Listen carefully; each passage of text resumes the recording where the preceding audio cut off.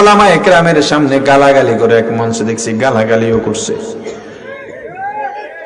ওর কপাল ভালো, ওই ওয়েসটা ভদ্র ছিল, আমার মতো অভদ্র না। আমার মতো অভদ্র হইলে ওই জায়গার মধ্যে সাইজ হয়ে যাইত।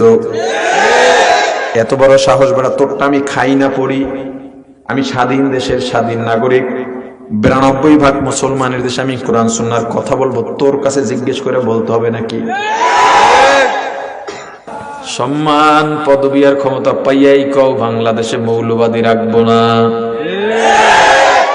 আগে স্পষ্ট করো মৌলবাদী দিয়া কাদেরকে বুঝাও। যদি সন্ত্রাসীদের বুঝাও তাহলে ভিন্ন কথা, কিন্তু মৌলবাদীর সংজ্ঞা সন্ত্রাস নয়। মৌলবাদী বলা হয় আমার মতো মোল্লাদের। আমার মতো মোল্লাদের দেশ থেকে তারাইবা তোমার মামু বাড়ি ভাড়া থাকি নাকি? তোমার বাড়ি ভাড়া থাকি, কারেন্ট আর গ্যাস বিলের হিসাব দিয়ে থাকতে হবে আমার? হ্যাঁ, বাংলাদেশ থেকে মোল্লাদের চিহ্ন মোছা যাবে না, তাহলে বাংলাদেশই থাকবে না। মুক্তিযুদ্ধের ইতিহাস থেকে ওলামায়ে কেরামকে যদি এড়িয়ে যাওয়া হয়, মুক্তিযুদ্ধের ইতিহাস পূর্ণাঙ্গ হবে না। কারণ এদেশের মুক্তিযোদ্ধা যারা ছিলেন বেশিরভাগ ছিলেন ধার্মিক এবং মৌলবাদী। তারা তাওহীদে বিশ্বাস করতেন। তারা কথার আগে ইনশাআল্লাহ বলতেন, কাজ শেষ হয়ে গেল আলহামদুলিল্লাহ বলতেন। তারা যুদ্ধ করতেন, যুদ্ধের সময় নামাজের সময় তারা অস্ত্র পাশে রেখে নামাজ আদায় করতেন। ভাসানী রহমাতুল্লাহ আলাইহি মুক্তিযোদ্ধাদের জিহাদের আয়াত পড়ে পড়ে পাকিস্তানিদের বিরুদ্ধে উদ্বুদ্ধ করতেন। কথা বুঝেন? আল্লাহ ধরলে ছাড়বেন না, সীমা লঙ্ঘন করিও না। তুমি যে হও না কেন সীমা লঙ্ঘন করিও না।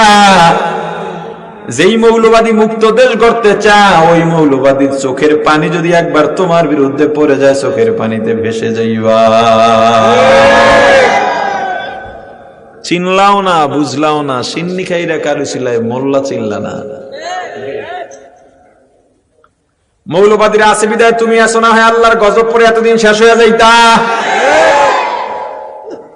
বহু জায়গায় মাহফিল বন্ধ হয়ে যাচ্ছে, আগেও হতো এক দুইটা, এবছর ব্যাপক হারে মাহফিল বন্ধ হয়। বন্ধ হওয়ায়ও আমি সমস্যা দেখি না। হোক, আইন শৃঙ্খলা রক্ষাকারী বাহিনী যদি মনে করে মাহফিলের অনুমোদন দেওয়া যাবে না, যদিও অনুমোদনের কোনো কারণ নাই, স্বাধীন দেশে মুসলিম প্রধান দেশে, তবুও মেনে নিলাম, দরকার নাই হোক। কিন্তু কথা হলো মাহফিল চলতেছে, আলোচক আলোচনা করতেছেন, সেই জায়গার মধ্যে গিয়া এত বড় নাফরমান মাইক সরায় দেয়, ওর ওয়াইসকে গালি দেয়, এত বড় সাহস। মাহফিল কি তোমার বাড়া ভাতে ছাই মেখেছে?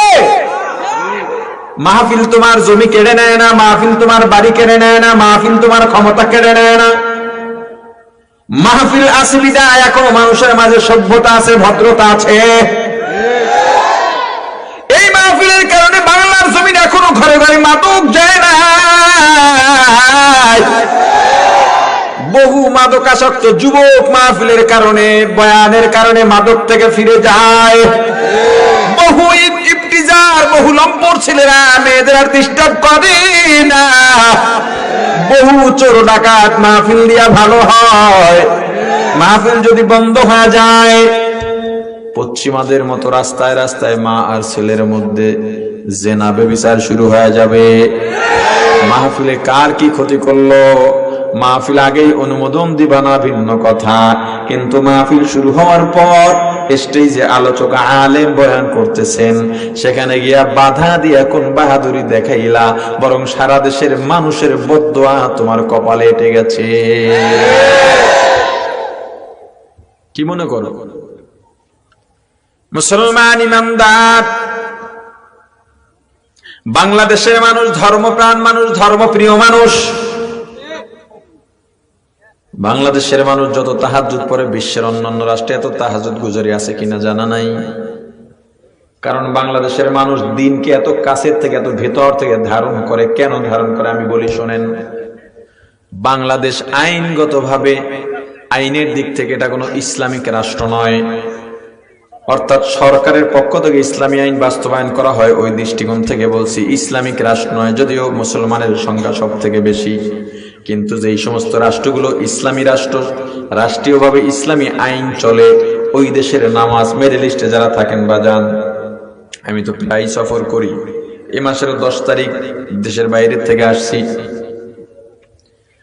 টিভি দেখতেছে সবাই, খেলা দেখতেছে, নাটক সিনেমা দেখতেছে, গান দেখতেছে, হঠাৎ করে মসজিদে একামত ওটি থুইয়া দিছে দৌড় মসজিদে, নামাজ পড়ে আবার আইসা টিভি। নামাজের মধ্যে নামাজে ছিল না টিভিতে ছিল? কথা বলে না। জামাত একটা শেষ হয়ে গেছে, আর একটা জামাত দাঁড়ায়, আর একটা জামাত যে দাঁড়ায়, ইমাম কি হয় জানেন? আমার নিজের দেখা, ওই নুরুল করিম ভাই, এরা আরো যারা যারা যায় দেশের বাইরে, এরা সবাই জানে। ওইসব দেশে যারা যায় বা এখানে প্রবাসীরা থাকলে আমার কথার সাথে মিলাই দেখবেন, 3/4 প্যান্ট পরা, কথা কয়টা, এই হলো পরের জামাতের ইমাম। আবার একটু ভালো হুজুর দেখলে এদের কি আগে আগায়া দেয়, না থাকলে এই। আবার তার পিছনে এসে দেখা যায় একজন জুব্বাওয়ালা বেশ ভালোভাবে ইক্তেদা করতেছে। ইবাদতের যে একটা আবেদন আছে, আবেগ আছে, এই আবেগ বাংলাদেশে বেশি পাবেন। কারণ কি? এই দেশে ওয়াজ মাহফিল হয়, যার কারণে মানুষ ইবাদতের মর্ম বোঝে। এই দেশের পীর মুরিদির খিদমত, তাবলীগের খিদমত, উলামায়ে কেরামের খিদমত, মাদ্রাসার খিদমত। এজন্য দেশের মানুষ নামাজে যখন দাঁড়ায়, বুঝুক আর না বুঝুক, মাসালা খোঁজে না, টুপিটা মাথায় দিয়া নামাজে দাঁড়ায়। টুপি ছাড়া নামাজ হয় না, তুই মাসালা দেশ কোন সময়? বেটা টুপি দিলে ভালো না খারাপ আগে এটা কর। ওয়াজ মাহফিলের কারণে দেশের মানুষগুলো এখনো ভালো আছে। পুলিশের গুলির ভয় দেখাইয়া কয়জন চোর থেকে চুরির থেকে ফিরাইতে পারছে?